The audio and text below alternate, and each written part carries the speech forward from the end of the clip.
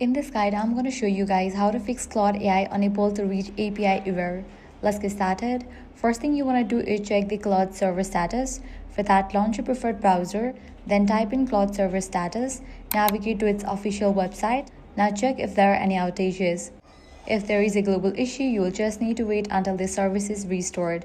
If everything is working on the end, the next step is to check your internet connection. A weak or unstable Wi-Fi connection can easily trigger API errors. Try switching networks, restarting your router, or using mobile data to see if the issue is fixed. Next up, log out and log in back to your account. This helps clear temporary glitches, bugs that may be blocking API requests. Next up, clear cache and cookies. Click on three dots, go to Settings, go to Privacy and Security, click on the option Site Settings. Click on this option, View Permission.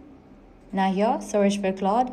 Once it appears, click on Trash icon and delete it. If you have enabled any extension, you will need to disable it or remove it. Click on three dots, go to Extensions, click on Manage Extension. From here, you can easily remove or disable it. Lastly, you can use Incognito mode. For that, open a new tab.